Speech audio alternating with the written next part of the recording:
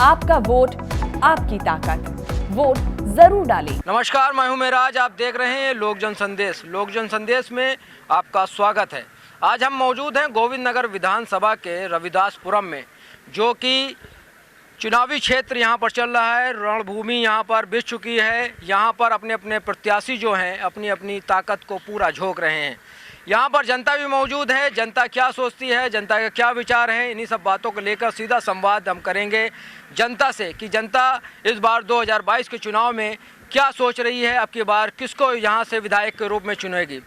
एक बात और भी बता दें, यहाँ के 2017 की चुनाव की विधानसभा की जो माने तो यहाँ पर बीजेपी ने 7 सीटें, कानपुर की नगर से 7 सीटें निकाली थी। 3 सीटों पर अपना सिक्का नहीं चला पाई थी बीजेपी। गोविंद नगर विधानसभा बीजेपी का गढ़ रही है। क्या अब की बार बदलाव होगा या फिर वही रिपीट चुनाव को लेकर फिर वही सरकार आएगी, इन सभी बातों को लेकर जनता से संवाद करेंगे।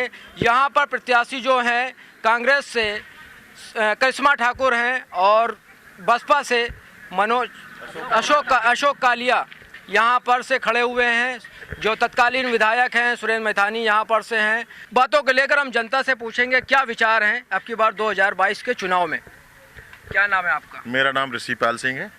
ऋषिपाल सिंह, क्या माहौल चल रहा है? देखिए, इससे पहले कि मैं अपनी बात शुरू करूं, परम पूज्य बाबा साहब के समक्ष 2 पंक्तियां पेश करना चाहूँगा, अगर आप लोग चाहें तो। रुतबा मेरे सर को तेरे संविधान से मिला है। रुतबा मेरे सर को तेरे संविधान से मिला है और ये सम्मान भी मुझे तेरे संविधान से मिला है।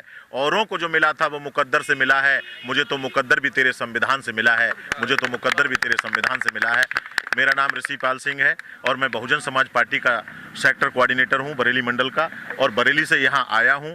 मैं आदरणीय अशोक कुमार कालिया जी से बड़े लंबे समय से जुड़ा हुआ हूं और पार्टी के चूँकि प्रत्याशी हैं, सबसे पहले मैं धन्यवाद देना चाहता हूँ बहुजन समाज पार्टी की राष्ट्रीय अध्यक्षा परम आदरणीय बहन कुमारी मायावती जी को कि उन्होंने वाल्मीकि समाज पर जनरल सीट पे, ये गोविंद नगर विधानसभा 212 पर वाल्मीकि समाज पे विश्वास जताया है और आदरणीय अशोक कुमार कालिया जी को विश्वास जताते हुए टिकट दिया है। मैं यहाँ के संपूर्ण वाल्मीकि समाज की तरफ से सबसे पहले मैं माननीय बहन जी का धन्यवाद देता हूँ, उनको कोटि कोटि नमन करता हूँ और उनका आभार प्रकट करता हूँ। और आप लोगों को ये बताना चाहता हूँ कि कानपुर में जो आदरणीय अशोक कुमार कालिया जी चुनाव लड़ रहे हैं, इनको आप लोग हल्के में ना लें, क्योंकि ये बहुत अनुभवी हैं और मिशनरी कार्यकर्ता हैं, पार्टी की ज़मीन से जुड़े हुए कार्यकर्ता हैं और लंबे समय से मानवर काशीराम साहब के समय से ये पार्टी में काम कर रहे हैं। और पिछली बार भी इनको बीएसपी से टिकट मिला था।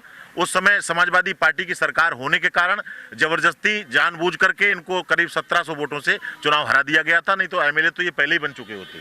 इस बार एमएलए बनने से आदरणीय कालिया जी को कोई दुनिया की ताकत नहीं रोक पाएगी, ना ही कोई दल रोक पाएगा। नंबर 1 पे हमारा प्रत्याशी चल रहे हैं, ऐसा मैं आपको बताना चाहता हूं। और सपा का सपाया हो चुका है, क्योंकि सपा ने उत्तर प्रदेश के अंदर एक नारा दिया है कि नई सपा है, नई हवा है, नई सपा है, जिसमें वाल्मीकि उत्तर प्रदेश से सपा है। किसी भी वाल्मीकि समाज के व्यक्ति को उत्तर प्रदेश में अखिलेश यादव जी ने एक भी टिकट नहीं दिया है। ये दिखा दिया है कि वाल्मीकि समाज का वोट तो लेना चाहते हैं लेकिन टिकट नहीं देंगे। और आदरणीय बहन कुमारी मायावती जी ने उत्तर प्रदेश के अंदर आपकी बगल में बाराबंकी रायबरेली है, रायबरेली से इंजीनियर स्वाति सिंह वाल्मीकि जी को टिकट दिया है सुरक्षित विधानसभा से। बरेली कैंट, जहाँ मैं बरेली का रहने वाला हूँ, बरेली कैंट में जनरल सीट से आदरणीय बहन जी ने विश्वास जताया है। वहाँ पर अनिल वाल्मीकि एडवोकेट जी को प्रत्याशी बनाया है बसपा से और आदरणीय अशोक कुमार कालिया जी को यहाँ से टिकट दिया गया है। और अभी और भी चरण हैं, अभी 7 चरणों में चुनाव होना है और वाल्मीकि समाज पूरे उत्तर प्रदेश का इस बार बहन कुमारी मायावती जी के साथ है। आशा भरी नजरों से सर्व समाज के लोग आदरणीय बहन जी को देख रहे हैं, क्योंकि बहन जी के शासनकाल में लॉ एंड ऑर्डर बहुत मेंटेन रहता है, कानून व्यवस्था बहुत दुरुस्त रहती है। सारे लोगों को पता है कि गुंडई का अगर कोई खात्मा कर सकता है और किसी में दम है तो वो है हमारी नेता बहन कुमारी मायावती जी। अब की बार चुनावी सबसे बड़ा मुद्दा क्या रहेगा? चुनावी मुद्दा ये है, सबसे पहला मुद्दा तो ये कानून व्यवस्था दुरुस्त हो। जो जिस तरह से आप देख रहे हैं कि रेप बलात्कार की घटनाएं आम हो गई हैं, 6 साल की बच्चियों के साथ भी रेप हो रहा है, बलात्कार हो रहे हैं, हत्याएं हो रही हैं और बड़े दमंगई हो रही है, लोगों के जमीनों पे कब्जे हो रहे हैं। और आप लोगों ने देखा था कि चुनाव में लोग आए थे और हमारे बीच आकर के लोगों ने ये कहा था कि अच्छे दिन आने वाले हैं, अच्छे दिन आने वाले हैं और आप हमें वोट दीजिए, हमारी सरकार बनाइए, ऐसा लोगों ने आश्वासन दिया था। और लोगों ने उनको वोट दे करके सरकार बनाने का इसलिए काम किया था क्योंकि उन्होंने झूठ बोल करके, जुमलेबाजी करके ये कहा था कि प्रत्येक गरीब के खाते में 15-15 लाख रुपए डाले जाएंगे। गरीब जनता ने ये सोचा कि 15 लाख मिलेंगे, लेकिन 15 लाख के नाम पे 15 रुपए भी किसी के खाते में नहीं आए। चाहे रोजगार की समस्या हो, चाहे लॉ एंड ऑर्डर की समस्या हो, चाहे शिक्षा की समस्या हो, शिक्षा केंद्र जिस तरह 2 साल में बिल्कुल बना दिए गए हैं, बंद रखे गए हैं, ऑनलाइन ऑफलाइन गरीब बच्चे नहीं पढ़े, पूरी पीढ़ी को जिसे पंग किया गया है। जनता बहुत परेशान है और जनता पूरे बदलाव के मूड में है। जनता इनकी ठोंक दो, रोक दो और बुलडोजर वाली राजनीति से, चाहे दलित हो, चाहे मुस्लिम हो, चाहे पिछड़ा समाज हो, ये बहुत बुरी तरह त्रस्त है। और मैं आपको बता दूं, जिस गोविंद नगर विधानसभा में आप खड़े हुए हैं, यहाँ लगभग 32 दलित बस्तियाँ इस तरह की हैं जहाँ 1 लाख इस विधानसभा क्षेत्र में शेड्यूल कास्ट वोटर है और लगभग 50-60 हज़ार बैकवर्ड वोटर है और 20-22 हज़ार केवल मुस्लिम वोटर है। और चाहे मुस्लिम हो चाहे दलित, इनके जो है रोजगार की समस्या से, चाहे इनके अत्याचार की समस्या से, लॉ एंड ऑर्डर जो फेस करना पड़ रहा है, इसी दोनों वर्गों को फेस करना पड़ रहा है। और इन्होंने इतने विकास कार्य हुए हैं, तो ऐसा क्या रहा है जो पिछले बार 2017 के चुनाव में बीजेपी यहाँ से जीती थी? मैं आपको बता दूं, ये पिछली बार लोग जिस तरह बहकावे, जैसे लोगों भाई ने बताया कि 15 लाख वाली बात, और बाद में उन्होंने स्वीकार किया कि सारे जुमले थे। उन जुमलों से जनता रूबरू पूरी वाकिफ हो चुकी है और अब जनता उनके झांसे में आने वाली नहीं है। कारण क्या है, जो हमने बताया ना कि जो लाखों बस्तियां जो रेलवे लाइन के किनारे, नहर के किनारे जो लोग यहाँ निवास कर रहे हैं, वो बिल्कुल आज नारकी जीवन जी रहे हैं। उनकी तरफ किसी ने ध्यान नहीं दिया है। ये जो 5 किलो अनाज की बात है, मार्च के बाद बंद हो जाने वाला है और यहाँ का आम वोटर अच्छी तरह समझता है, ये लुभाने की बातें हैं। बहन जी ने जिस तरह लोगों को यहाँ आवासीय पट्टे दिए, नगर निगम में मात्र 20 रुपये वर्ग मीटर के हिसाब से, जो जहाँ 3 जून 95 को रह रहा था उसके नाम से मालिकाना हक का पट्टा दिया। फ्लैट बना करके लोगों को फ्री अवकाश दिया। जिस तरह आज की सरकार प्रधानमंत्री योजना के नाम से 2.5 लाख रुपए ले रही है, लेकिन उन्होंने 2.5 रुपए भी नहीं लिए और लोग आज फ्लैटों में रह रहे हैं। तो आज लोग बहन जी को लॉ एंड ऑर्डर की बात, चाहे आवास की बात, चाहे सारी चीज़ें, इन सब चीज़ों पर आज लोग बहन जी पर नज़र है। और मैं आपको बता दूं, बहन जी ने जितना विकास आज यहाँ किया है, कानपुर का अछूता नहीं रहा। स्वास्थ्य के मामले में एक नज़ीर है कांसीराम हॉस्पिटल, बहुत बड़ा कांसीराम हॉस्पिटल जो बनाया है उन्होंने रामा देवी में, और मायावती जी बनाया। मैं आपको बता दूं, और वो 35 साल से यहाँ रह रहे हैं और 35 साल से ये लगभग बहुजन समाज पार्टी से जुड़े हुए हैं। पूर्व राज्य मंत्री का दर्जा इनका रहा है। ऐसा नहीं है कोई अननोन पर्सन है, बहुत ही लोकप्रिय, जनप्रिय, भाषी व्यक्ति हैं। और भगवान चाहेगा ये पूरी तरह से जनता ने मन बना लिया है, पूरे यहाँ के लोगों ने। अशोक कालिया जी विजयी होंगे और बहुजन समाज पार्टी की सरकार बनेगी, बहन मायावती जी मुख्यमंत्री बनेंगी। कि यदि हमें किसी चीज़ का प्रचार प्रसार करना हो तो हमें कुछ ना कुछ खर्चा करना पड़ेगा। एक होल्डिंग लगाने का कितना खर्चा आता है? आपने देखा कि वो जो राशन देते थे 5 किलो का, उस 5 किलो में झोला कितना बड़ा था और फोटो इनका कितना बड़ा था मोदी साहब का। तो वो प्रचार कर रहे थे, अपना प्रचार करते, राशन नहीं दे रहे थे। तो राशन, थोड़ा सा राशन देने के लिए अपना इतना बड़ा प्रचार करवा लिया, तो कोई बड़ा एहसान नहीं किया गरीब जनता के ऊपर। और देखो, आपने जो अभी कहा कि आप यहाँ का रुख क्या है, यहाँ ही का रुख नहीं, पूरे उत्तर प्रदेश का रुख बन गया है। और क्यों बन गया उसका कारण हम बता दें। ये यहाँ पर 2 तरह के लोग हैं जो चुनाव लड़ रहे हैं। एक वो लोग हैं जो संविधान को खत्म करना चाहते हैं और एक वो लोग हैं जो संविधान को बचाना चाहते हैं। संविधान को बचाने के लिए माननीय बहन जी हमारी बहुजन समाज पार्टी है। धर्म के मार्टिन लूथर किंग साहब जो मार्क्सवादी, जो बहुत बड़े फिलासफर थे, दार्शनिक थे, उनका कथन मत था, उनका ये कहना था कि जो सियासत जिस देश में धार्मिक मसलों को शांत करती है वो देश महान बन जाता है। लेकिन जब सियासत, जो राजनीति करने वाले लोग खुद धार्मिक मसलों को उत्पन्न करने लगे, पैदा करने लगे, तो समझ जाओ वो देश गलत हाथों में चला गया है। तो ये सब हम लोग जान गए, किया क्या है, हम लोग सब जान गए हैं। आपने देखा। तो आपकी बार क्या लगता है कि किसकी टक्कर है आपकी बार? कहा इस विधानसभा से? प्रदेश में बताइए। उत्तर प्रदेश में तो बहुजन समाज पार्टी नंबर 1 पर है। हाँ, सपा और बीजेपी की आपस में ज्यादातर रुझान लोगों का जो प्रतिक्रियाएं आ रही हैं, सपा और बीजेपी की टक्कर को माना जा रहा है। क्यों आएंगी ये तो बताओ। बीजेपी, बसपा और बीजेपी चूंकि सरकार में है तो हम मान सकते हैं कि सरकारी मशीन का दुरुपयोग करके वो भलो टक्कर में आ जाए। लेकिन नंबर 1 पे तो हमारी माननीय बहन जी है। मुझे नौकरी दी जाए, लेकिन नौकरी के लिए हमने आवेदन किया। हमारा मेडिकल फिजिकल होने के बाद हमें माननीय नसीमुद्दीन सिद्दीकी जो माननीय मायावती गवर्नमेंट में वहाँ पे आबकारी मंत्री थे, उन्होंने हमारी फाइल को रिजेक्ट करा दी। उसमें बता दिया गया कि आपकी फाइल, आपको ज़रूरत नहीं है नौकरी की, क्योंकि आपकी स्वेच्छापूर्ण सबकी ज़रूरतें पूरी की जा रही हैं। जबकि मैंने आय प्रमाण पत्र लगाया, उसमें 36,000 रुपये महीने का लगाया। तो 36,000 में आपसे पूछ सकता हूँ, यहाँ पे सब लोग खड़े हैं, 36,000 में किसी का क्या घर पल जाएगा? कंपनसेशन संवैधानिक है, इसको कोई खत्म नहीं कर सकता। समझे, आप गलत बोल रहे हैं। संवैधानिक है। मेरा नाम देशराज वाल्मीकि है। आज भैया नसीमुद्दीन शेख, देखिए ये गलत आरोप है। कंपनसेशन आप भी जानते हो, कंपनसेशन में कोई दखल नहीं कर सकता, कोई मंत्री नहीं दखल कर सकता। ये कानूनी उसका अधिकार है, कंपनसेशन मिलता है हर विभाग।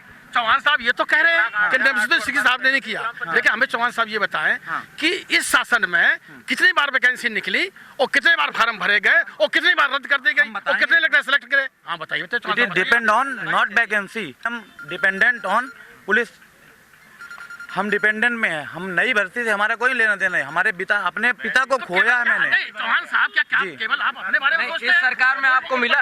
इस सरकार में तो नहीं। देखिए, आपको बता रहा हूँ, 2012 में मायावती गवर्नमेंट आई, मैंने एप्लीकेशन दी, 2007 में आई और 2007 में मैंने एप्लीकेट दिया वहाँ पे। उसके बाद वहाँ पे हमको केवल इस बात से रिजेक्ट किया गया कि आप छत्री हैं। तो क्या छत्री होने का मैं क्या अफसोस करूं? आपको मंत्री से मिलने क्या, आप विभागीय में मिला, शासन में मिला। एक मिनट, पंचम तल कालिदास मार्ग लखनऊ में मिला, एनएक्सी में। आप जानते हैं एनएक्सी, बाबू सिंह कुशवाहा, एक मिनट, आपके यहाँ गद्दावर नेता बाबू सिंह कुशवाहा, स्वामी प्रसाद मौर्य, सबसे मिला, कार्ड बनवाया, वहाँ पे गया। सिर्फ इस बात से रिजेक्ट की गया कि मैं छत्री हूँ। फिर गलता कहाँ से आई? जब दूसरी सरकारें आई, नहीं होंगे भैया। जब दूसरी सरकारें आई तो आपने क्या प्रयास किया? आपको मैंने प्रयास किया। इसके बाद जब अखिलेश गवर्नमेंट आई तो मैंने अखिलेश गवर्नमेंट में भी प्रयास किया, बशर्ते वहाँ पे माननीय मुलायम सिंह जी थे और बलराम यादव भी थे और उनके एक भाई और भी थे, वो भी सामने बैठे थे। मैं सीढ़ी पे बैठा था कार्यालय में, मैंने एप्लीकेशन दी। व्यक्तिगत बात नहीं कर रहा हूँ, पहले व्यक्तिगत आप। मैं बेरोजगार युवक हूँ, ठीक है। क्या नाम है?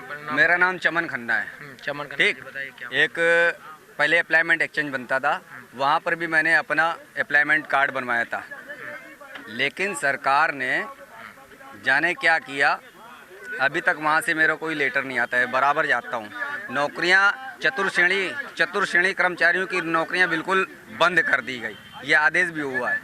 तो अब हमको बेरोजगार को, जब इस सरकार की बात बता रहे हैं कि पिछली सरकार की बात बता रहे हैं? दोनों सरकार की। मायावती में तो हमको नौकरियाँ मिल रही थी उस टाइम, ठीक है। उस भाई तो ये कह रहे हैं कि बिल्कुल हमें क्या नाम रिजेक्ट कर दिया गया। व्यक्तिगत अपने लिए, वो व्यक्तिगत भाई, अभी हम खुद देख रहे थे कि जिला पंचायत में जो भर्तियां हुई थी मायावती के समय हुई थी, इनकी सरकार में क्या हुई? अखिलेश सरकार में भी नहीं हुई, नहीं बताइए प्लीज, भाजपा सरकार में। अब हम अभी तक बेरोजगार हैं। अब आप बताइए भैया जी कि अब हम क्या करें? बेरोजगार हैं, हम क्या करें? ठेकेदारी पे सारी चीजें ठेके पे दे दिया जा रहा है। अब ठेकेदार हमसे कह रहा है कि 7,500 रुपए देंगे, करना है तो करो, करना है तो करो, वरना भाड़ में जाओ। अब हम क्या करें? या तो पकौड़ा तलें या ठेला लगाएं। अब हम लोग प्राइवेट कर रहे हैं, मजबूरी। 7,500 में पूरा जीवन यापन करना पड़ रहा है, बीवी भी देखना है, बच्चे भी देखना है। 40 साल बाद मुझे नौकरी भी नहीं मिलेगी। मेरी उम्र जब 40 साल की हो जाएगी, उसके बाद मुझे नौकरी नहीं मिलेगी, तो यानी नौकरी का सपना मेरा खत्म। किसने खत्म किया? भाजपा की मोदी सरकार, योगी सरकार ने। अब हमको क्या चाहिए? केवल नौकरी चाहिए। अपने बच्चों को क्या करें? बच्चे पाल रहे हैं तो उनको लिए नौकरी करेंगे, जब 2 रोटी कमाएंगे तभी तो उनको खिला पाएंगे, या डकैती करें। तो आपकी बार क्या लगता है किसकी सरकार आएगी? आपकी यहाँ से तो भैया अशोक भैया, केवल अशोक भैया, और कोई नहीं। प्रदेश में जिसकी भी सरकार है, या तो अखिलेश की है या मोदी की, सॉरी योगी की तो बिल्कुल नहीं। क्योंकि योगी क्या कहते हैं? योगी कहते हैं कि हम ठोकेंगे। तो एक बुलडोजर चलाएंगे। आज के इतिहास के मुझे लगता है, मेरी जानकारी में ज़्यादा एज मेरी उतनी तो नहीं है, 70 साल, मेरी जानकारी में पहली बार है कि सामान्य सीट पर एक वाल्मीकि समाज के, दलित समाज के व्यक्ति को किसी पार्टी ने विश्वास किया, उनको टिकट दिया। वरना अभी तक तो दलितों को तो वही समझा जाता है जैसा मोदी जी भी कर रहे हैं। और जहाँ तक आपने एक सवाल भाई साहब से किया था, मैं भी उस पर जवाब दे दूँ कि फ्री राशन फ्री, ये प्रचार जो है मोदी एंड कंपनी, मोदी के लोग और आप लोग भी, मीडिया के लोग इतना कर रहे हैं, जबकि सच ये नहीं है। सच ये है कि ये जो फ्री राशन दे रहे हैं जितना, उसका 100 गुना वसूल कर 20 गुने का राशन फ्री बार दे रहे हैं। पेट्रोल, डीजल, CNG, PNG, रसोई गैस और मोबाइल, इनके दाम बढ़ा करके, प्राइजेस बढ़ा करके सारा पैसा वसूल रहे हैं। उसमें 1000 करोड़ जा रहा है तो 100 करोड़ में बांट दे रहे हैं फ्री राशन, और 900 करोड़ रुपए का प्रचार आ रहा है, जुग जुग जिए मोदी जी, जुग जुग जिए योगी जी, ये चल रहा है। मैं तो ये मेरा मानना है कि एक मैंने सीरियल में देखा था, एक आता है कॉमेडी सीरियल, उसमें भी एक बीजेपी के सांसद आए थे, वो कलाकार हैं, उन्होंने कहा था कि ये गुजराती दिमाग जो बेवकूफ़ बनाओ राज करो का मोदी जी का है, ये सक्सेस नहीं होने वाला है। इंसान को एक बार बेवकूफ़ बनाया जा सकता है, हो सकता है दूसरी बार भी, और 2 बार बना चुके हैं। अब इनके बहकावे में इस देश का, प्रदेश का ही नहीं, पूरे देश का गरीब, दलित, बैकवर्ड, जिस तरह से दलितों और पिछड़ों की उपेक्षा हो रही है, हैरेसमेंट हो रहे हैं, ये बता रहे हैं लॉ एंड ऑर्डर योगी सरकार में सबसे अच्छा है। 2:30 बजे रात में एक मृतक पीड़िता बेटी को पेट्रोल डीजल डाल के पुलिस जला रही है, ये लॉ एंड ऑर्डर है। ठीक है, हम और भी लोगों से बात करेंगे। चाचा हमारे झंडा लिए हुए हैं यहाँ पर। हाँ चाचा, क्या लगता है, क्या माहौल है अब की बार? माहौल अब की मायावती जी, मायावती आएंगी? हाथी दौड़ेगा? और कोई नहीं? और कुछ नहीं। साइकिल का क्या होगा?